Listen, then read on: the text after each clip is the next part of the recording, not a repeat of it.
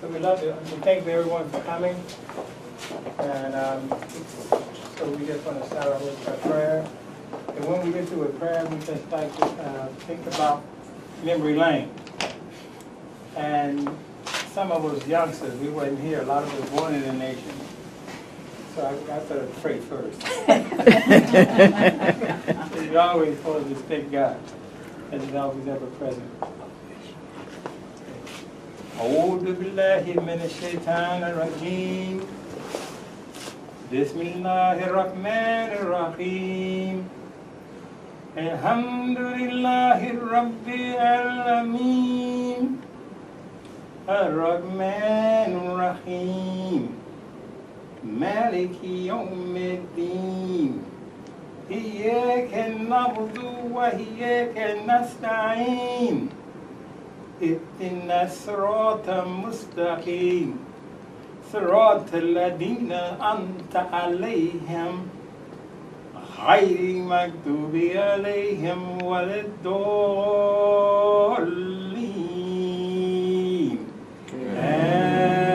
Amen. So, and we're going to bring Brother Lester up to explain how he did this. And a lot of history is all have it here. We got grandsons from the El-Hajji Muhammad here. So I'm born in the Nation of Islam. Sister Fatimah us how much work that we have been done by our pioneers and how much work that us, the new generation pioneers, got to continue the course. So let us, I'm bringing up Brother Leslie on the camera. So that's my part. Thank you, alhamdulillah. Thank you everybody for coming. Stand by the I'm just going to speak briefly because really this exhibit that we have here today is something very similar to what we did in Atlantic City, New Jersey, Mosque number 10. And really, it's not so much me, it's the sisters that really put this exhibit together. In Atlantic City was Dr. Ridgeland Goddard, Sister Gawanda Abdullah, and the brother by the name of Ralph Hunter. This was in Jersey. And it went so well that once the exhibit went up in this gallery, it's called the African American Heritage Museum in Atlantic City, New Jersey, the Atlantic City Public Library, their people came in one day and they saw the exhibit and they said they wanted it at the library. In fact, they said at the library, we want it at the Historical Boardwalk Museum on the boardwalk in Atlantic City. And it just so happened that during that same time, the city council had sold that building or that site on the boardwalk where they would held all of the historical pieces for Atlantic City, New Jersey. So they said, okay, we're going to bring this exhibit right into the public library. And they had held it there for 3 months. And they just ran programs around that exhibit dealing simply with the Muslim community in South Jersey and our national, the national community. And what's unique about that exhibit down there is we had a lot of time Muhammad Ali would come in town. He would spend time with us. He would spend time in the temple, time on the streets in Atlantic City, the fights and all that stuff. So we had a lot of history. And we had a brother in Atlantic City by the name of Minister Woodrow Love, who recorded a lot of the history of the community, probably from the very beginning when he came in all the way up until maybe the late 60s or maybe even early 70s. In fact, you know, I would visit him from time to time. But right now today, this exhibit is really about 3 other sisters that really helped put this together. One is Sister Angie Ali. You'll see a lot of the stuff that's framed, all of these books. Sister Angie Ali did most of this work. And these 2 sisters here, Dr. Fatimah Muhammad and Dr. Lynn Muhammad. So what we want to do here is hopefully to duplicate something similar to what we did in Atlantic City, whereas we take this exhibit here And then we began to have others say, okay, we want that exhibit in our location. Or start bringing the school children in, bringing classes in, the different MSAs from around the area, and others to see our history. But most importantly is that we're going to tell our history. We're going to tell our truth. We're going to tell our story. And that's really what we're trying to do here today. And what we have here today is mainly a whole lot of the community. And that's my focus was on, really trying to bring community. What we were doing in the community, the businesses, the family life, and building model communities. All of the stuff that we did in the past, we was trying to bring about. So I'm not going to talk anymore because I really enjoy listening to Dr. Lynn Muhammad and Dr. Fatimah Muhammad. So I'm going to bring Dr. Fatimah Muhammad, and she's already done some great things. When you look at evolution of the community, the documentary, this is what this sister did. Dr. Lynn Muhammad has already written books, and hopefully we'll get to that second book about the history of the community. So they're working in the field. This is hopefully, what I'm doing here is just helping them. My real focus and my real passion is economics. But we have to tell this story, and then hopefully we can get back to actually building model Islamic communities and rebuilding our brand. That's what we want.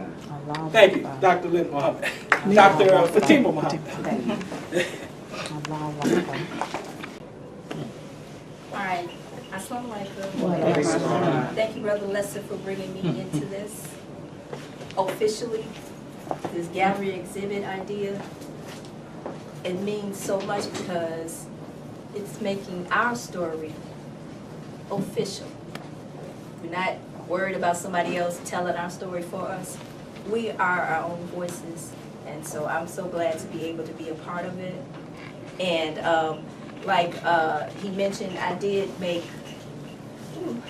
in 1995, I made the documentary Evolution of a Community, where I got to interview Imam Muhammad and began piecing together some of the, at that point it had been 20 years since the passing of El-Hajji Muhammad, the Honorable El-Hajji Muhammad. So I got to retrace some of those steps. Just talking about, well, retracing what Imam Muhammad was doing for Black Muslims or African American Muslims. We were here and we were claiming ours. And that's the point, to claim something and build. We're not trying to copy anybody else or be another version of somebody else or some other community. This is us in a real idea of it. And so I'm so excited that we were also we've been able to put together and build on and work with others who have seen this as an important mission also. Remember that used to be called us, American Muslim Mission. Anyway, I enjoy retracing all of that. I guess that's the documentary maker in me. And that's all I wanted to say. Sister Lynn is going to, or Dr. Lynn Muhammad is going to come up and give you a more,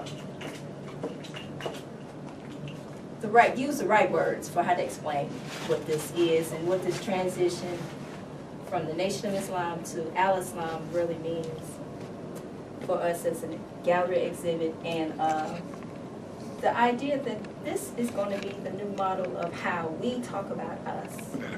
Not going to be some other version or sent off as part of some terrorist group or not. That's not us. That's never been us. Right. So we're just keeping the story straight, letting the record reflect the real ideas and the real lives that have been impacted in how we've changed the United States. And we are a beacon in the world, for real. Our community is demonstrating what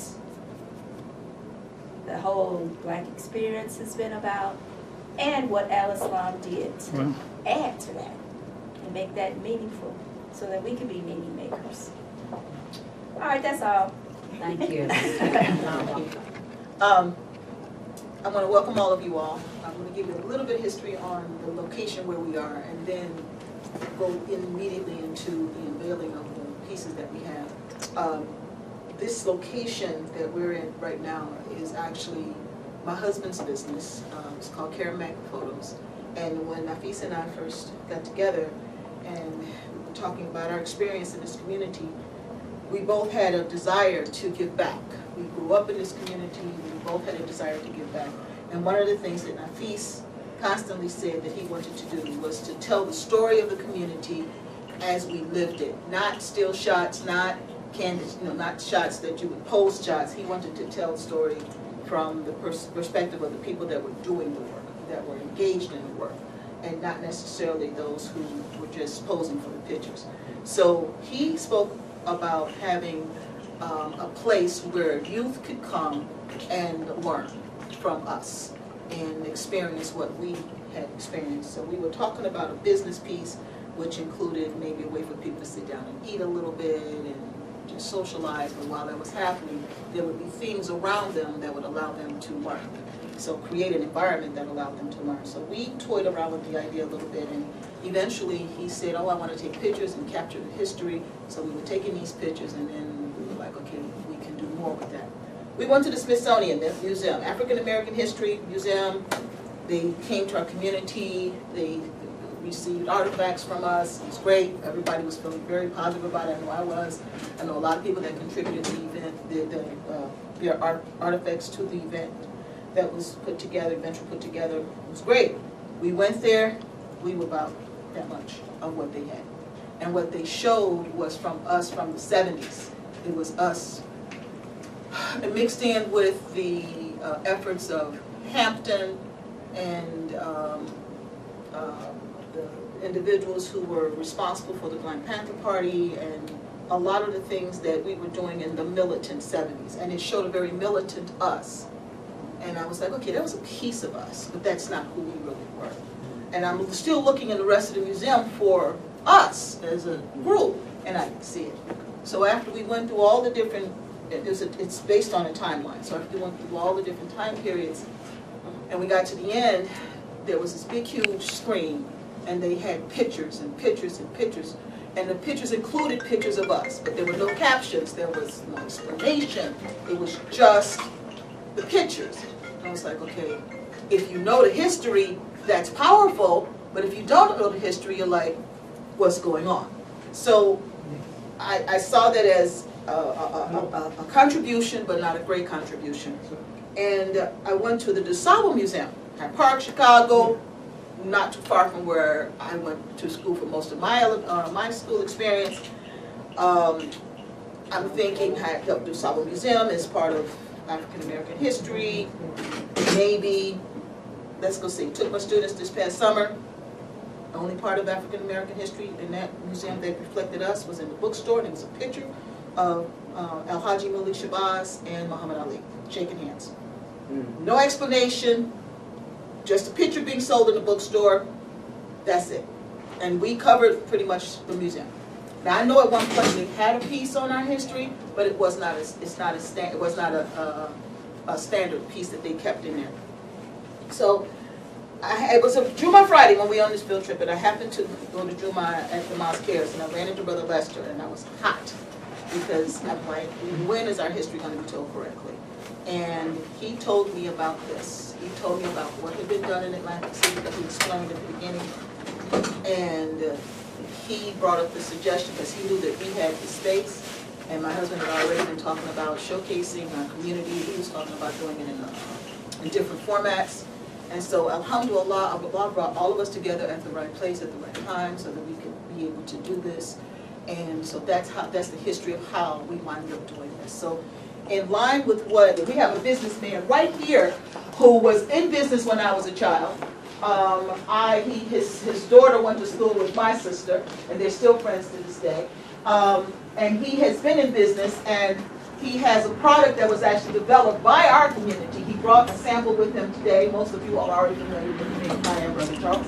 But he brought a sample of it with us today to remind us of that. And at the same time, it's a revelation of the timeless effort that he has put in, and many other business people like that, but he had his roots, his start started within our community way, way back, at the time that we were making those strong strides into the community with economic development. Did you learn how to bake before? Because I know you worked at the bakery. Where did you learn how to bake? In Washington, D.C., Shabazz Bakery. So he learned how to bake in our community. I started as a janitor. As a janitor. Yeah. And eventually, and then he learned how to bake, and now that's his life. And that's how he helped to raise his children, Right. was as a baker, because something he learned within our community. Education for becoming a doctor, I'm still trying to figure out how I'm gonna get back to the community. I went to the Clara Muhammad school, and I said, what do you need? They said, we need a science curriculum. This is Brother Clyde over here. I said, okay, no problem. So I wrote science curriculum. I was like, what the heck is a curriculum number one? And what do you need your curriculum? What does it mean? Because I went to school to be a doctor, not to be an education doctor, but to be a medical doctor. So I'm you know, working with this. My sister's in education. Hey, Grandpa, guess what? I got to do a curriculum. What do I do? So she's like, you do this, you do that. So she was my first teacher in the field of education. So we wrote it. So I went back to Clyde. I mean, here it is, curriculum from grades K through 9. He said, now I need you to teach. What? To teach? How? What? How does that work? So he threw me into a classroom, and she was my principal. This person right here sitting in front of me was my principal. I'm sorry to point, so I apologize for pointing. I'm trying to point so it's not so obvious that I'm pointing. But she was my principal. I knew nothing about education. I was doing medical science. He didn't know anything about baking. He was doing janitorial work. I was taught I learned how to be a teacher by being in the classroom. And eventually I went back to school and I got my degree in education. And they said, but you already know this stuff. How did I know it? Because I learned it in our community. Because there were people who nurtured us and gave us what we needed so that we could learn those professions. So we had a system for preparing people. And when I went to college and got my degrees, they were like, who taught you? Like, where did you get this from? We got it from people who had a heart of gold, some experience, some education experience maybe, and some experience maybe, but they had a heart of gold that gave us the ability to learn more than what they were teaching in those universities. And eventually I was asked to teach at the university where I was getting my teaching degree, because he said you have something to offer that most of our students don't. And they asked me to be a teacher even though I wasn't finished with school yet, because I brought something to the table. And I brought to the table what I learned in this community. And I'm just putting it out there. Here, we made questions for them to like have quizzes. The answers are in the back. And then we have this picture with many faces on it that represents the history of our community, local and nationally. And then on the back is a quiz. So do you know who these people are? And then on the inside are the answers. So you can, just in case you don't know who they are, here it is. So it's designed to be a textbook for the children. And we're working on a second one. I called for interviews. I called for bios and pictures for this past February. I didn't get any. I'm telling you all right now. Your parents or you or I got pictures. okay, alhamdulillah. So we need to tell the story. So if we have we can give you, I'll give you my business card, but you get it to us, it'll be in the next volume. So, and we, alhamdulillah, the people are asking for this now, they're selling out, so we're ready for the next volume. Yes. Two things, but we got the time. We want to get all of us say a few words, and also Ameer to also speak, and that so we can be on film. So we love just a few minutes, just to tell how you feel about it, because this helps us push our program even better for the people that are listening to, and all of us need to tell it one way or the other. So we want to hear. Looking at people who, yeah, and so I'm trying to grab at people while we're filming, right. and Alif and the grandson El-Hajji Muhammad, the grandson Ameer Muhammad, Sister Lottie. We need to talk about Sister Lottie. We can't leave her out. And Sister Clara Muhammad. So that's why I said we borrow them while we can. So Brother Alif Muhammad, please give us a few couple words. Assalamu alaikum wa rahmatullahi, dear family. And I mean that in every sense of the word. We are a family. I think Allah blessed us to come today to see what your effort is. And alhamdulillah, I'm very my heart's full that the joy that we are as who grew up as youth, as babies in this community, have grown up with an appreciation of what Allah has blessed us with, what He's continued to bless us with. And you know, one of the things we all know that Allah hates is ingratitude. We got to be, we are very grateful that Allah blessed us, what He's given us, and we got to show that gratitude by, you know, making sure our history is preserved, make sure that it continues, and Sister Lynn, Hafiz, and Brother Lester, and all you have done so well, Sister Fatimah, and everyone else who have done so much, that I am obligated to offer my help, my support, my family's support, because we're all a family. You know, I'm blessed to be of the Muhammad family, and you know that Allah blessed me. It had nothing to my doing. I had nothing to do with how I came here. And Allah blessed me to be of that family, and I thank Allah for my family and all that they have done to elevate our awareness in Islam first, establishing Islam in America, and the continued development of Islam and growth of Islam in America. And we have to make sure that people don't think that Islam just came through Malcolm. Islam came here by someone else. That's right. You know, Islam was established by the Muhammad family, starting with Elijah Muhammad. You know, Farad Muhammad came and gave a message to a man, and he stayed and developed it and watered that plant and that seed and developed it. He did all the hard work. He ran for his life, you know, and worked his whole life to develop that. And that was put into his sons, his children, and all of those who helped. And you know, unfortunately, we are losing our pioneers. And Allah knows when He's going to take one of us. As we think we are young and we have more life to live. But we have a lot that we have to be grateful for and make sure it is preserved with those who we leave behind. But I'm so grateful for our pioneers, and I want to make sure that if any time we're in janazah, we got to let the family know we appreciate the efforts of that individual, of those individuals that work with our leadership, that helped our leaders to produce what they did. They didn't do it in the closet by themselves. The pioneers are the ones that helped our community. We have to make sure that we let the legacy of our leaders be known, sure, but our pioneers who work with them to help to develop that, those have to be preserved also. So, alhamdulillah, you all should know of the Community Center, who is a foundation that we have established back in 2006. We got as a foundation, we are still an active foundation. We're not doing as much as we should do, but I am going to talk with my board and my other individuals and stuff about how we could come together as a collective to work together, because it's bigger than an organization, it's bigger than one person. We have to all come together and do an umbrella effort, push forward to make sure that this continues, that we all write books, that we all do documentaries, that we all do interviews, that we all do something to make sure that our history is preserved and it continues beyond us and beyond our families. So, alhamdulillah, I thank Allah for this. Ameer, did you want to say something? Yes, ma'am. If you all don't mind, I'll keep my spot right here. Assalamu alaikum, everyone. I'm just going to say a few things, you know, and to reiterate some of what Brother Alif already mentioned. I mean, it's about the pioneers, it's about the unity. I mean, you know, you got to go back to the beginning of this.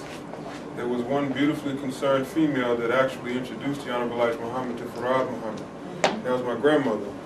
Praise and peace, may Allah's prayers and peace be upon her always. And grandmother did some things seen and unseen that if she had not done them, this community would not exist today, period. And one thing was introducing Farad Muhammad, introducing her husband to Farad Muhammad. The next thing is grandmother was extremely instrumental in standing up and making sure that there was a school for the children. The next thing, when her husband went to prison, along with approximately 90 some odd brothers from just Chicago area, including my dad. And I'll tell a funny story. My dad was the last to go because he was a fair-skinned fella. You know, the FBI, he thought he was a free man. He thought he was dead. They passed over me. Daddy was light-skinned, you know. He was walking with his suit. He was all, you know, he told a story, so I remember it clear as daylight. Daddy said I was walking down, I got me a bite of an apple and tapped me on the shoulder and said, William Fagans, because that was his slave name, as they said back then. William Fagans, he says, yes, he says, come with us. And he went right in there and enjoyed the rest of the 5 years and went on to prison with him. But there were, again, 90 some odd other brothers that did the same thing. The FBI picked up all of them. That left the movement on the senior brothers and the sisters. Sister Clara took up the leadership unofficially while her husband was incarcerated, while her husband was on the run. If Sister Clara had not done that, we would not have a community today. I can go into so much more depth of what I've learned from listening to my father, my mother, my sister, and my uncles, and I give you one. Just recently, Brother John Ali, you all may remember him, he was the National Secretary. I asked Brother John Ali a question. I said, Brother John says, what role did my mother play in, you know, I heard that she traveled with Brother Malcolm when she established the mosque. What role did my mother play? He said, brother, your mother was a pivotal role. He didn't use the exact words, but your mother's role was pivotal because who knew Malcolm X? He said Sister Lottie was known by everyone nationwide. So the Honorable Elijah Muhammad sent Sister Lottie to introduce Brother Malcolm to the community so that he could do his work and so Sister Lottie could do her work. So they worked together until I was conceived and born, and then Mommy had to stop. She used to travel with Brother Malcolm to establish those mosques. She introduced Brother Malcolm, she spoke to the sisters, he spoke to the brothers, they moved to the next mosque. And just going to speak briefly about my dad, and Alif, you got a story to tell with Auntie and Uncle too when you get the chance to do it, because Uncle Jabba had a lot to do with that, with the bakery. Okay, Uncle Jabba tell you a beautiful story about how he didn't start the bean pie, but he sure enough refined it and made it what it is today. So, my dad was the community's commercial artist. Every Savior's Day, he painted every one of those signs. He would spend painstaking hours in the basement, hours at a time. A board, I don't know how tall, I was a little guy, but the board seemed like it was from the floor to the ceiling, and there was Daddy painting them, and he'd roll them up on one end as they dried it, and he'd bundle them all up and take them to the Coliseum. That was the first place that we had. But Daddy did that. Daddy worked as a manager at the restaurant, the grocery store, and I'm telling this story because the Honorable Elijah Muhammad put his family to work. Every one of the pioneers around him, they didn't rest. They worked together cohesively, all the pioneers. There was nobody around sitting idle. They were all together in unity, you know, and it was just such a beautiful thing to witness as a child. You know, by the time I came along, man, we had school buses, it was together, you know. Wasn't living in no more shacks, wasn't putting cardboard in shoes no more. We were doing okay. You know, I didn't miss no meals. You know, we had an apartment on 71st Street. Everything, you know, we were doing okay. But I just want to let you know there is an undercarriage story. And that story also has to be recognized as a surface story. But the Honorable Elijah Muhammad was a brilliant genius of a man. And Allah blessed him with an insight beyond what Farrar gave him. And if you look at the Honorable Elijah Muhammad's work, his work evolved over time. He had what Farrar gave him, but he evolved it. And the Honorable Elijah Muhammad in the 50s, he brought us as close as he could with his education understanding without being able to read in the Arabic. He brought in teachers to teach us how to pray, to establish Friday prayer. He did all of that. We got away from it, but I can remember as a child doing sajda in school. Minister James Shabazz taught us how to pray properly. We got away from it. So anyway, I'm going to stop there. But there's a beautiful story to be told if all of us would reach inside of us, like the brother there. Brother Charles, you tipped the iceberg, brother. You ain't said it all. You can tell a whole lot more about that story that you got. Yeah. Praise be to Allah. And I'm glad to be here, and thank you all for allowing me to speak. Thank you very much.